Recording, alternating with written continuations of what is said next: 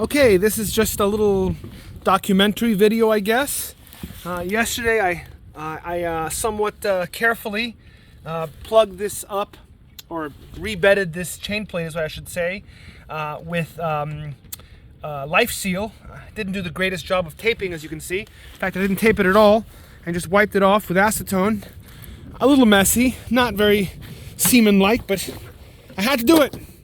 I just didn't have the patience. And then on this side, I used butyl tape.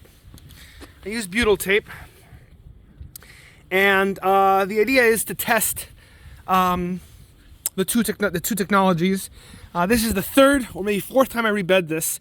And here you can see a hairline fracture beginning to develop.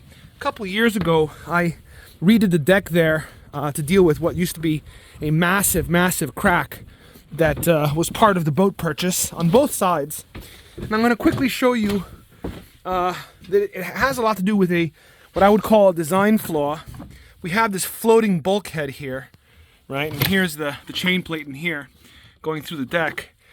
And then this then transfers the load via this down and into a stringer that runs just below there. But of course this means that this can flex. I mean, it's always going to flex. It's going to flex. Everything's going to stretch.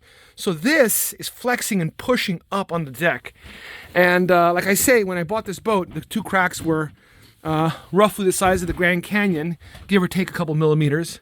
And so, end of the long story short is I know I will have to rebuild the deck there again. Probably my first attempt at rebuilding wasn't as good as it could have been, but also I'm thinking of some way of defloating this and actually putting either another rod through down to another place, or perhaps actually just connecting that chain plate straight through to this. I won't belabor this any longer. This video is already getting long enough. Anyway, I'm glad to report that prior to sailing, we are dry. It is perfectly dry. This was a pretty good leak. That was a pretty good leak. That was a gusher. This was a consistent trickler. We still have a leak here, which we're solving with classic technology here. At any rate, yes. So now what we want to know is when we go sailing, as this flexes, will that begin to absorb more water?